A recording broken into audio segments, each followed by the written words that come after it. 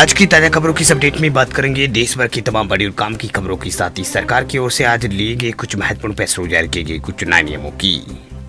तो बुलेटिन शुरुआत करते हैं पहली बड़ी खबर से। तो आम आदमी को महंगाई का झटका, इस राज्य में महंगा हुआ है पेट्रोल डीजल।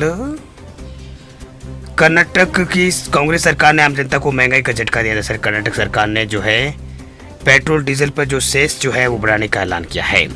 वही नोटिफिकेशन के अनुसार कर्नाटक सेल टैक्स जो है पेट्रोल पर अब 25% से बढ़कर जो है 29.4% और डीजल पर जो है 14.3% सेस बढ़ाकर जो है 18.4% कर दिया है।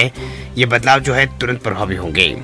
वही सेस में बढ़ोतरी से कर्नाटक में पेट्रोल और डीजल और अन्य पेट्रोलियम उत्पाद जो है महंगे होंगे। कर्नाटक में पेट्रोल की कीमत 3 रुपये और डीजल की कीमत 3.5 रुपये तक बढ़ सकती है। इस बढ़ोतरी के बाद बेंगलुरु में पेट्रोल जो है वो प्रति लीटर अब 102 रुपये हो गया है। वही डीजल की कीमत जो है 89 रुपये के आसपास जो है हो चुकी है। वही पेट्रोल की चीज़ यहाँ पर जो पेट्रोल डीजल के दाम जो है यहाँ पर बढ़ा दिए गए हैं। पेट्रोलियम डीलर एसोसिएशन के अनुसार कीमत से बढ़ोतरी इसलिए हुई है क्योंकि राज्य सरकार ने राज्य में बिक्री कर में संशोधन जो है किया है, जो कि राज्य में पेट्रोल उत्पादों पर लगाया जाता है। बात अब करते हैं अगली बड़ी खबर की। तो पेटीएम कंपनी बेचने जा रही है अपना ये कारोबार, जोमेटो से चल रही है बातचीत। संकट में फंसी पेटीएम ने अपने मूवी और इवेंट टिकटिंग बिजनेस को बेचने की तैयारी शुरू कर दी है। इसलिए online food delivery company Zomato से बातचीत जो है पेटीएम कर रही है। फिनटेक कंपनी पेटीएम ने यह फैसला जो है रजिस्टरिंग के तहत जो है वो लिया है। पेटीएम पेमेंट बैंक पर रिजर्व बैंक ऑफ इंडिया यानी आरबीआई द्वारा बैन लगाए जाने के बाद पेटीएम के कारोबार को तगड़ा झटका लगा है। ऐसे में वे गिरती हुई सेल्स को संभालने के लिए एक साथ कई विकल्प पर काम कर रही है।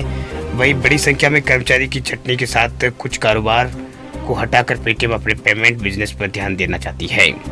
वही बिजनेस स्टैंडर्ड में छपी एक रिपोर्ट के मुताबिक मूवी और इवेंट टिकटिंग बिजनेस को जो है बेचने के लिए पेटीएम की पेरेंट कंपनी 197 कम्युनिकेशन और जोमेटो के बीच बातचीत शुरू हो चुकी है। मामले से जुड़े सूत्रों ने यहाँ पर बताया है कि मूवी और इवेंट टिकटिंग बिजनेस को यहाँ पर बेचकर कंपनी जो है यूपीआई पेमेंट सेगमेंट में अपनी कोई भी इज्जत को वापस हासिल करने का प्रयास करेगी। इस बिजनेस को बेचने के लिए जोमेटो के अलावा अन्य विकल्प पर भी जो है गंभीरता से विचार किया जा रहा है। चलिए बात अब करते हैं अगली बड़ी खबर की। तो अगली बड़ी खबर देखिए, ईपीएफओ ने दी नियोक्ताओं को राहत, अब कंपनियां पर ऐसे डिफॉल्ट कम लगेगा जुर्माना।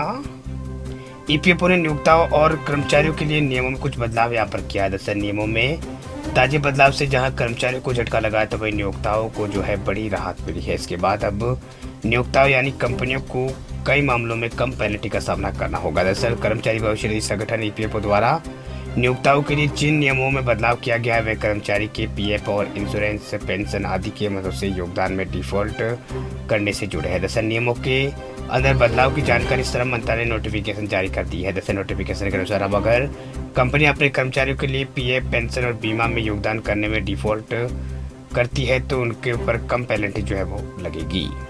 तो ये बड़ी खबर फिलहाल ईपीएफओ को लेकर निकल के सामने आ रही है। पीएफ खाताधारकों के लिए फिलहाल ये खबर निकल के सामने आ रही है।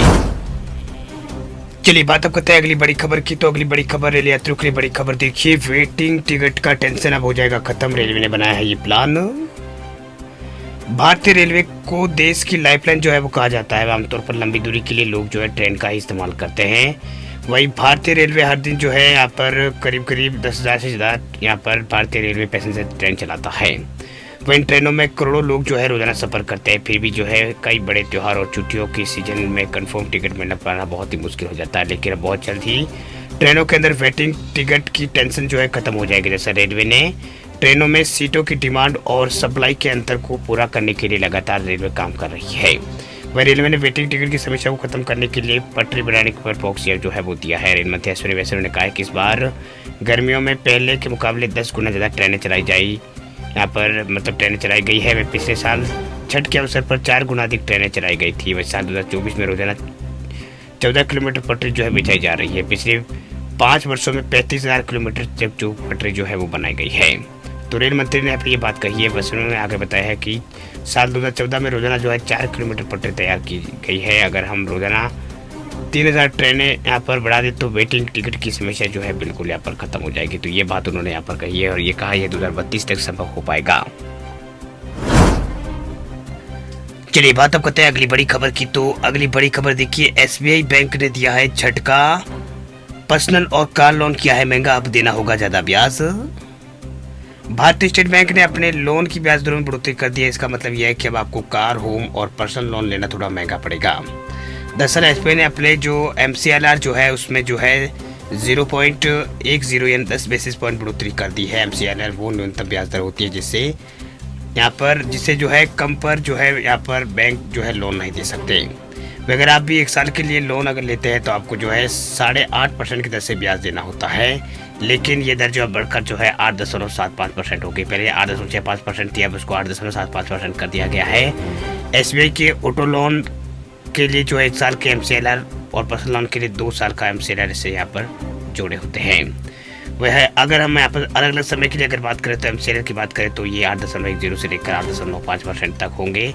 ओवरनाइट MCLR 8% से बढ़कर जो है 8.10% हो गया है, यानी 1 महीने और 3 महीनों के लिए जो है दर जो है 8.20 से बढ़कर 8.30 हो गई है। 6 महीनों के लिए MCLR 8.45% से बढ़कर 8.55% हो गई है। बात हम करते हैं अगली बड़ी खबर की। तो अगली बड़ी खबर वंदे भारत स्लीपर ट्रेन को लेकर बड़ी खबर। देखिए अंदर से कुछ ऐसी दिखेगी स्लीपर वंदे भारत ट्रेन। तस्वीरें आई है सामने। 2 महीनों में पेट्रोल पर दौड़ती आएगी नजर। अब तक इस ट्रेन में केवल जो है चेयर कार की सुविधा वंदे भारत एक्सप्रेस में थी, लेकिन अब स्लीपर भी जो है जल्दी यहाँ पर मिलने वाली है। दरअसल केंद्रीय मंत्री अश्विनी वैष्णव ने बताया कि इस साल के अंत तक जो है स्लीपर वंदे भारत कमर्शियल तौर पर जो है इसका चलना जो है शुरू हो जाएगा। इससे पहले 15 अगस्त के आसपास इस ट्रेन का जो ट्रायल रन जो है वो शुरू किया जाएगा। इसका मतलब यह है कि 2 माह के अंदर ये ट्रेन आपको जो है वो भारतीय पटरियों पर दौड़ती हुई नजर आएगी। स्लीपर वंदे भारत की कॉन्सेप्ट पिक्चर भी रिलीज की गई है। वही तस्वीरों में ट्रेन के अंदर का नज़ारा दिखाया गया है। बड़ी कोच की खिड़कियाँ ऐसे प्रीमियम लुक दे रही है। वही ऊपर वाले सीट की ऊंचाई बहुत ज़्यादा जो है वो यहाँ पर रखी गई है। यानी ऊपर वाली सीट की जो ऊंचाई है ज़्यादा यहाँ पर नहीं रखी गई है। इसके अलावा इस पर चढ़ने के लिए जो है सीढ़ियों में गैप कम रखा गया है। साथ ही सीढ़ियों पर भी जो है कुशन लगाए गए हैं।